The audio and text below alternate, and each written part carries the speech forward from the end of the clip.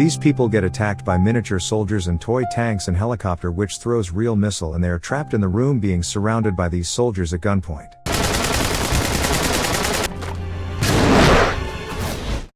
The movie opens in a calm city, Morio, where someone is lighting up the candles as if a person is celebrating someone's 17th birthday as police arrive outside. A man named Yamashita-san is told about the police arrival. Police knock at his door, then call his number, and the phone rings inside the house, an indication that he is inside. A man named Katagiri is seen running away from the house when he comes across a man named Nayamura Kicho, who shoots a special arrow at him and, while removing it, tells him that he is chosen. The next scene opens in a police station as Katagiri is being investigated for the number of murders he committed, when suddenly water starts dripping from the ceiling and both of the police officers die. The scene then shifts to our main character, Hirose Koichi, arranging his room when his eyes are stuck on television, where the news reporters are talking about latest murders in the city. We can then see Koichi cycling as he tells us about himself and how he moved to this city 3 days before, but the number of murders just keeps increasing. We can see him being excited to go to his new school. Suddenly, Hirose is asked to stop his cycle by 2 bullies from another school. The bullies ask Koichi to give them money, and break his cycle, but the attention between them is diverted when our other main character, Higashikata Josuke-kun, arrives. The bullies try to bully him by making fun of his hair, but that was not good as this made Josuke angry, so he beats them to bleed without even touching him. But after some seconds, everything comes back to normal and the bullies run for their lives, while Koichi, being impressed by Josuke, introduces himself and goes to his broken cycle and tells him that we both study in the same school, but he does not know about this and goes on forward. When Koichi again looked at his cycle, it was okay like before. Koichi arrives at Bugoguako High School and finds Josuke in the same class as him. Koichi keeps staring at him until he sees Yamagishi Yukako-san, who gives her homework notebook to Koichi. Koichi thanks her, but when asked the reason behind this, she simply tells him that if he does not perform well, she will be in trouble. Koichi opens the book given by Yukako and is surprised at the amount of homework he has to do in a single day. While Koichi is looking at the homework, Yukako sits next to him and begins to stare at him. In the next scene, a police officer, Yoshizawa Masaya, stops when 2 young boys do not litter in the trash can. Masaya gets off his bike and demands that they clean it, which the boys do and promise him that they will not cause him any more trouble. The same 2 boys then arrive at the park to play around the water fountain. Katagiri looking for his next target when the water stands attack one of the boys and kill him instantly. While Josuke, also known as JoJo, is approached by 3 girls who praise his hair and ask him to walk home with Josuke. All of this is seen by Koichi and Yukako. Koichi asks Yukako why Josuke is known as JoJo, to which she replies that Suke can also be written as Joe. Masaya and his team then arrived at the park. Koichi, on his way back home, notices that the people of the area are running and there is absolute chaos, as we can see the other boy, named Hirata, capturing a girl holding a knife in his hand, if someone comes near him. In response, Hirata makes fun of Jusuke's hair, which enrages him and causes him to stab himself. As a little creature emerges from the dead Hirata's body and passes through the butthole. Katagiri swears to kill him because he got in his way. Masaya arrives near Hirata's body and at home, Josuke is being scolded for interfering in such a matter. He could have harmed the woman and warns him to stay out of such matters. Something has happened in the city for sure. Therefore, we get to know the police officer named Masaya as the granddad of Josuke. Masaya then sees the drawing on his wall and wonders what is happening in the city. At night time a man is throwing all of his belongings down the railing when he is approached by Nayamura Kicho, who shoots an arrow at him. While removing it he asks the man why he was humiliated. Moreover, why he hates so much. At last he tells the man he was not the one. Koichi is cycling to approach the school but he fails, because he was unable to see the man in white coat standing. The man standing there apologizes and asks Koichi does he studies at Bugoguako High School, to which he replies yes. The man tells him that the wish is to speak to Josuke. Koichi and the man approaches Josuke, who was surrounded by 3 girls. The man introduces himself as Kujo Jotaro. He tells Josuke that his mother name is Tomoko and father name was Joseph Josuke. He advises Josuke to forgive his father. Jotaro then explains him that his father is 79 years and he himself is Josuke's grandson.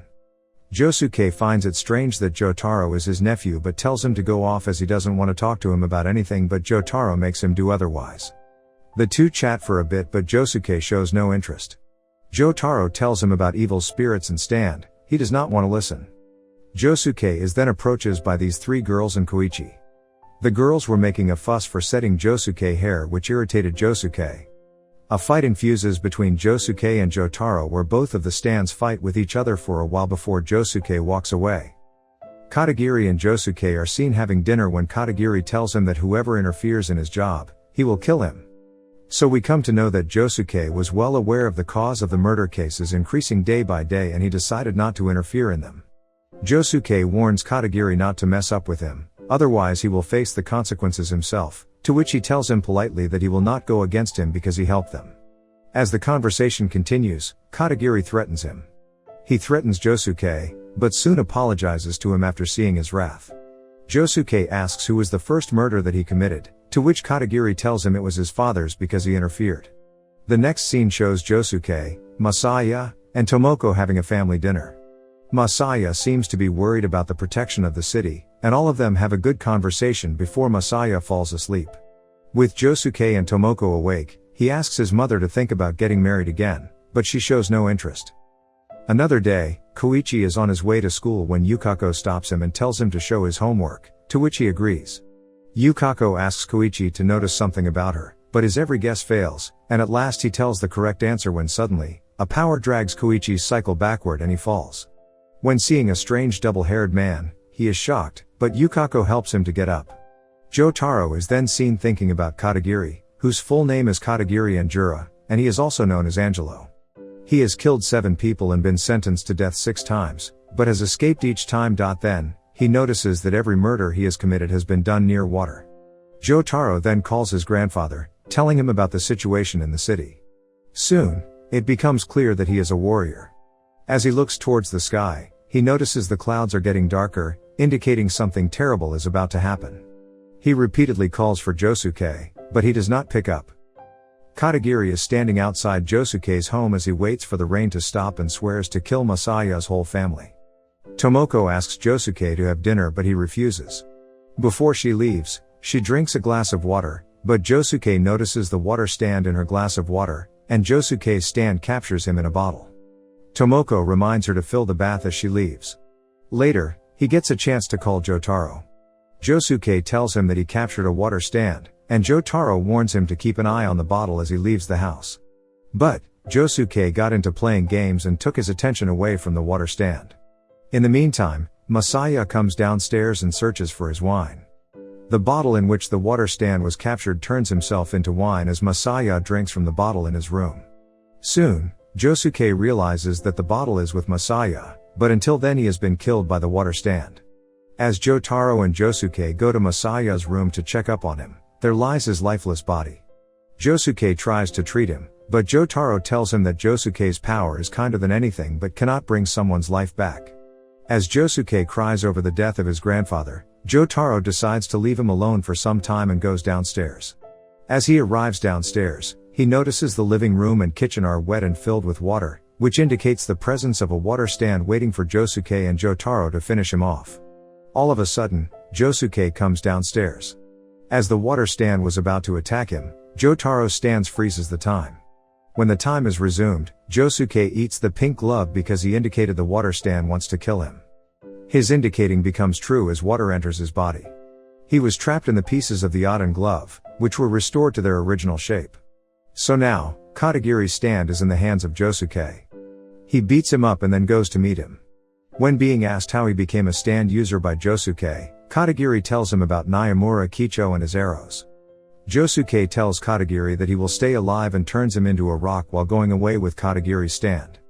Naimura Kicho tells us about the defeat of Katagiri by his younger brother Okuyasu. Kicho tells him that he does not know what type of stand Josuke has as he didn't make him a stand user. Josuke is then seen sitting in his grandfather's room, missing him, when Tomoko arrives there and tells Josuke it's time for the funeral. Furthermore, she tells us about the part of Masaya and his loyalty towards the safety of the people and city. She shows Josuke the broken watch, which he got after 20 years of service, and he broke it himself because he was unable to solve a murder case, after which he never applied for promotion. Josuke attends the funeral when he sees Kicho and decides to follow him. When he arrives in front of the front gate, he is approached by Koichi, and he asks about his and his sudden disappearance. Koichi walks into the house while Josuke walks in asking a number of questions. Suddenly, Okuyasu comes in front of him and calls Koichi a thief. An arrow hits Koichi, which causes him to bleed. Soon, Okuyasu and Josuke fight. Okuyasu accidentally reveals the significance of this right hand, causing him to lose the fight when a statue strikes him. By following the blood traces, Josuke enters the house to find Koichi. As he finds Koichi, he comes face to face with Kicho. Kicho tells Josuke that it is a very special arrow and he only has one, so he has to remove it, but Josuke tells him not to do it. Kicho does it anyway. At the same time, Okuyasu comes and stops his brother from attacking Josuke, but he gets injured himself. Josuke tells Kicho not to kill his brother, but Kicho replies that Okuyasu is very stupid and I do not need him anymore. Josuke, who was hiding behind a door, saves Okuyasu but gets injured. Josuke brings Okuyasu downwards and asks Okuyasu about his brother's power, but Okuyasu, being a loyal brother, does not say anything. Josuke still treats him, which was very surprising to Okuyasu, and when asked about the reason behind this, Josuke simply tells him he does not deserve to die like this. Josuke tells him he cannot heal himself nor bring the dead back to life. Josuke again goes up again to retrieve Koichi, and Okuyasu helps by saying that he does not owe him anything now and that he is stupid because he does what he feels right at the moment. Suddenly, a small army with guns surrounds them, and Josuke protects Koichi from them. Josuke defeats them easily. While talking to Josuke, Koichi warns him about the tanks, which shocks Josuke as he can also see the stands.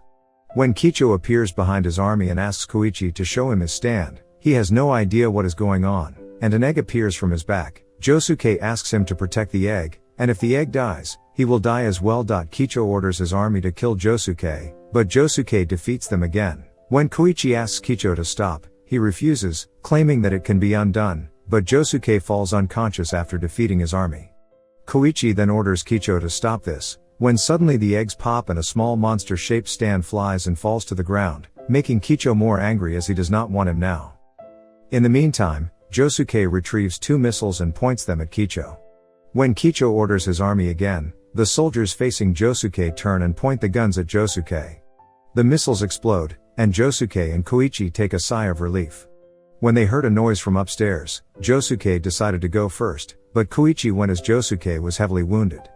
As Koichi approaches the room, he is attacked by a monster, which scares him. When he enters the room, he sees a monster creature tied to chains and Kicho sitting behind him with an arrow and bow. Josuke and Koichi are discussing the monster when Kicho interrupts by telling them he is not a monster, he is their father.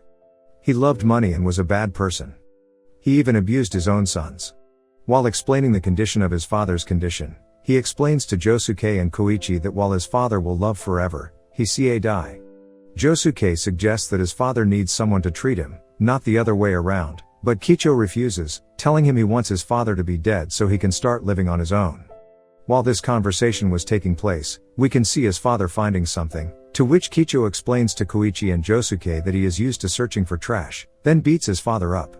But, Josuke finds it very strange and retrieves the box and the elements inside the box. When he does this, all 3 of them see his father carrying his family photo, which indicates that his father does remember him. Josuke says he will help his father, but first he needs to destroy the bow and arrow. All this conversation was listened to by Okuyasu, who begs his brother to give up and start everything again and live a happy life with his father, but Kicho again rejects it. Suddenly, a small car-shaped monster comes from the window to attack Okuyasu. Kicho jumps forward and saves his brother's life. Okuyasu goes outside to look for his brother and talks to Josuke and Koichi about what happened. So, it is revealed the car-shaped monster was coming for Kicho for what he has done till now. Kicho still saves his brother's life, although Kicho hates Okuyasu for being stupid. The next scene shows Josuke and Jotaro discussing everything. Jotaro asks about his future plans, to which Josuke replies that he will continue his grandfather's legacy of protecting the city and the people, who never applied for promotion after being unable to find one murder. As he talks about his grandfather, he shows Jotaro his grandfather's watch, which he is wearing. The next morning is a fresh day where Koichi cycles to school, passing Yukako and Yukako giving an evil smile to Koichi, then meeting Okuyasu and Josuke. He then narrates in his voice that it was on this day he met his 2 great friends. As they walk through the place where Katagari was made of stone, they say hello to the living Katagari in the form of rock.